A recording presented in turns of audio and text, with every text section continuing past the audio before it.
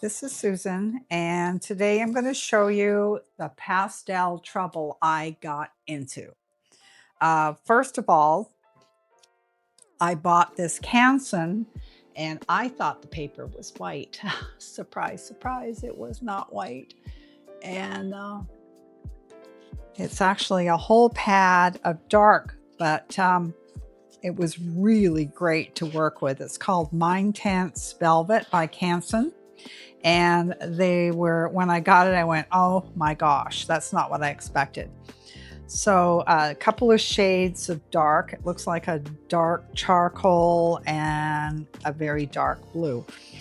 So here's what I did using this paper. And she turned out pretty good. So that was fun. And this is my latest addiction. I did a watercolor underneath here, and then I did the rest of the face, all the fine tuning with pastels.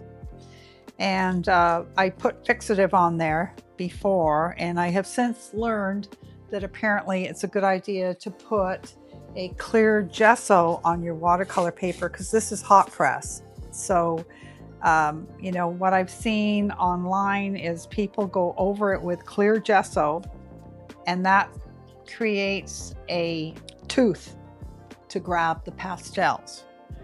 I didn't put the gesso down and the pastels adhered fine, so go figure. It worked for me and I'm very happy with it. I would love it if you put a comment if you like my picture. I think she turned out pretty good.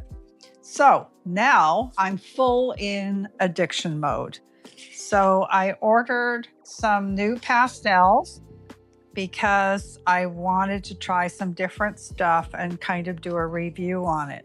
Prior to this, I have a ton of, these are Holbein pastels, and they're a little harder than a lot of pastels out there that you find. So I thought, well, you know, I've got Rembrandt too. I used to own an art supply store in Hawaii, and when I closed it, I kept a lot of supplies. I've got a huge case of these things left over from my store. I have pastels like this one here. I don't even know what brand this is, but it's super hard. And I didn't want to buy pastels that were super hard. I wanted ones that were soft.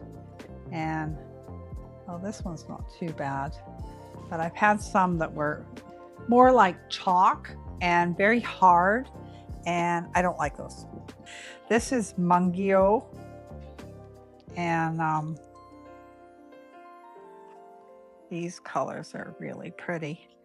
Now, I think you would say these are lower quality pastel. All right, so we'll put that back in there. I think this set was like under $10. It was ridiculously cheap. Now, since I've taken to doing watercolors, I also bought this pad of watercolor paper here, and it's of course Canson XL. And I thought, well, if I'm liking doing the watercolors and then pastels over top, why not get water-soluble pastels?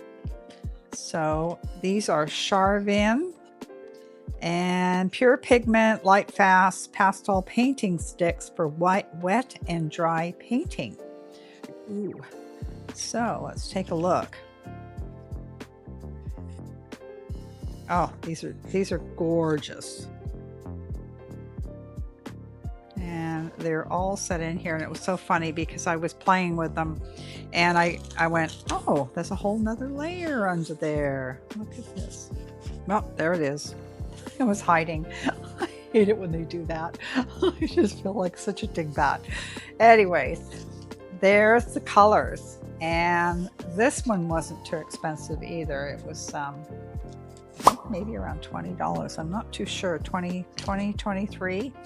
But yeah, look at those colors. They're just absolutely gorgeous. And they come in this really nice package. So you just pull them out. So I got to do a whole chart with these colors. And so these are the watercolor ones. So we'll have to try that out. Trying to get it back in the box here. Okay. But I love these colors. Love, love, love. All right. And then there's the last box that I bought, which is this one here.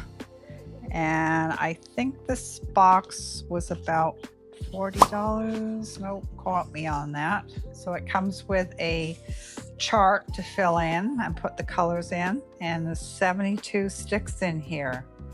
Isn't that yummy? So I am going to be doing a face with these bright colors, and I was thinking about doing a portrait where it's a half portrait. And so I was thinking of doing something like this, just half a face, but I wanted to practice doing it in these bright colors. So stay tuned. It'll be coming up. We'll have fun. Get your pastels out, get your watercolor paper. I also have a box of Faber-Castell Pitt Pastel pencils.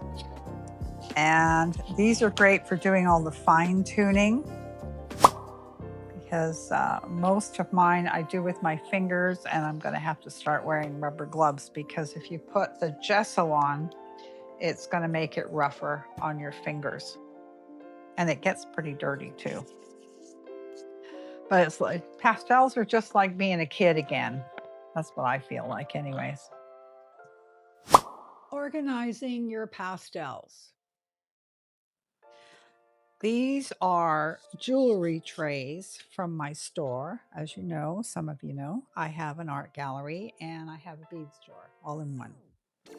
And so I would usually use these for beads. But I thought, what the heck? I can kind of organize my pastels into the little squares, because I got lots of broken pastels around here, and you know, when they all bump up against each other, they get really messy. Clean some of these puppies up. Look at this. These have been rolling around a long time. Just cleaning it up so I can see what the heck I have. There's a nice yellow. And here's another one. It's so messy from being slumped in together. And I've noticed that a lot of artists, they have these little boxes with the different colors in them.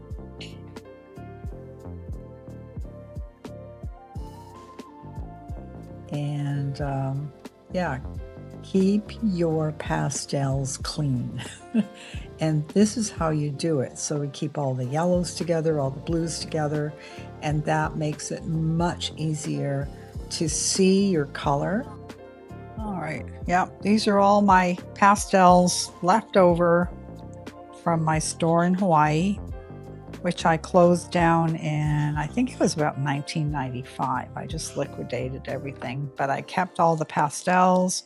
I kept watercolor paint, so you can imagine how many I have. It's a lot. And so they've been bouncing around in this box for all these years. They last forever. It's just amazing. I have not paid attention to them, as you can tell, and they've just been banging around in this. And it's not a good way to keep them, trust me, because they just get so dirty. Like, look at this. You can't even see what color that is.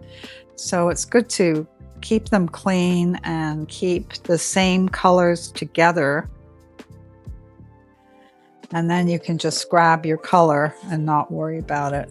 I see the new packages, you know, they come in these nice little foam things, and you can put it right back in the foam thing. Well, these didn't, because they were all in a big, huge cabinet that I had. And people would just come into the store and buy, you know, a couple of colors, whatever colors they needed. And so then when I liquidated, mine got all messed up. And here's another pastel box that I have. This one, see, it's separated. So this one's pretty cool. I bought this, oh gosh, over 35 years ago. They last forever. Can't go wrong with pastels. But I have a stack of pastel papers. I was not into pastels, so that's why. And I kept the stuff because I thought, well, maybe one day. You know how that goes. Maybe one day. So one day is here. And this is totally pastels on this girl. And I was experimenting with this paper because, as I said, this was a mistake buying the color. Dark color. I didn't realize that's what it was. So this was interesting to do. But I definitely want to try out the watercolor pastels. Yeah, they're all covered in other colors. It's just a mess. I guess there's no easy way of doing this, actually. And these are the Holbeins, and they're much harder than any of these. The new ones I bought are very, very soft. And I kind of like that idea because I do like to just use my fingers on them. And I've been watching some fabulous pastel artists lately, and they use a glove. There's a gal on, I think she's on Instagram more than YouTube, but she does these absolutely incredible faces, a huge, huge canvas or whatever paper. It's like huge, and it's like of a face underwater, and they are phenomenal. So when I grow up, I want to be able to do that. That would be nice. Now this one is not cooperating. All right, well, hopefully I can remember to keep these clean so I don't have to do this again. Let me know if you go through the same thing as me. It's a learning curve. What can I say? Okay, now this looks like the same color, but it's just so dirty. There's one that doesn't need cleaning, and another one I can get away with. Yeah, it seems the reds get really dirty. All right, so what I'm going to do now is monkey around with her face, and I'm going to use the Pit Pastels. Let's see here. This one is, oh, they don't say the names on them. Her eyes were kind of bugging me.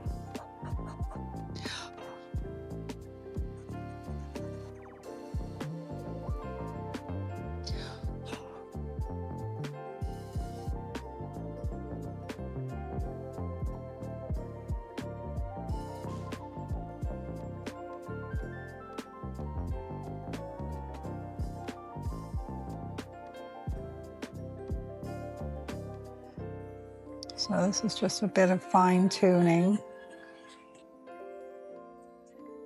It's a nice thing about the pastel pencils, then you don't have to get it all over your fingers.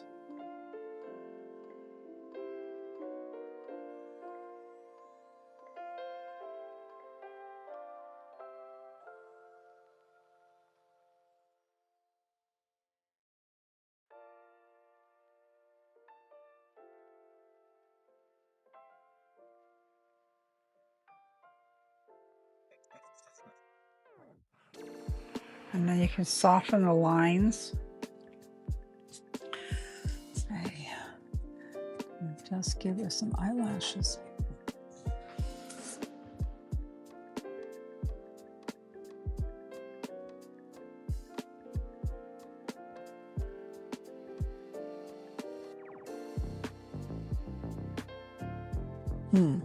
These are very hard. Like it's like hard charcoal. It's not soft like your regular pastels. Okay, I'll take some white.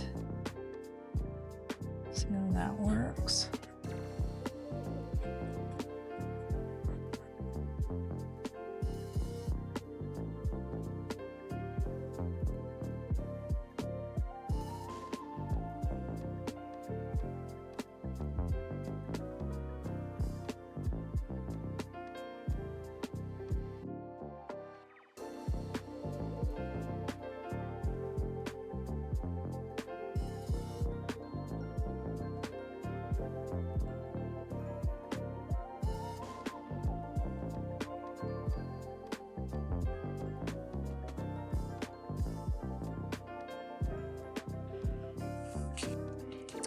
Okay, so now I am going to see what we got here. Now these are Pitt pastels. These are Conti, and I'm going to just give her some eyebrows. Bring this over here.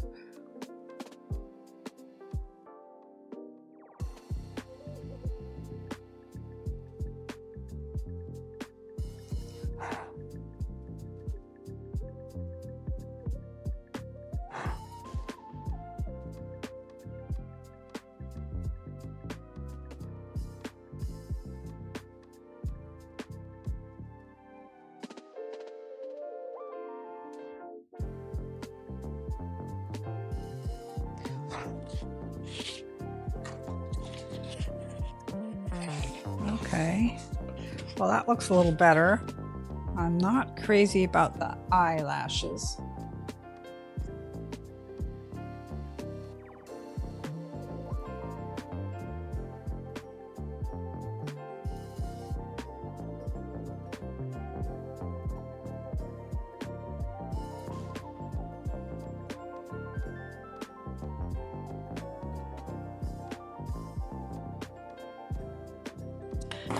Okay, so now I want to do something with the hair. The hair just does not work for me.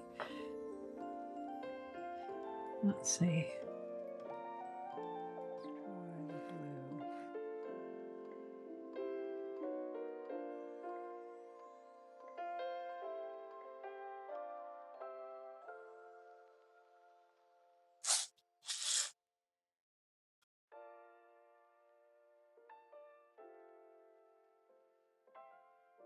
And this is where the finger comes in. I don't know why I got a thing for blue hair lately. It's like this is what I've been doing. I think my favorite thing is actually to do the watercolor and then go over it with pastels. You can just create some really wonderful depth and color. These are really, really soft. And let's see, I'll check on what brand it is. So obviously these are made in China. And wow, they're just, oh, it's Paul Rubens. Okay, so you know the name brand. They're very, very soft, which is good and bad, depending on what you want to do with them.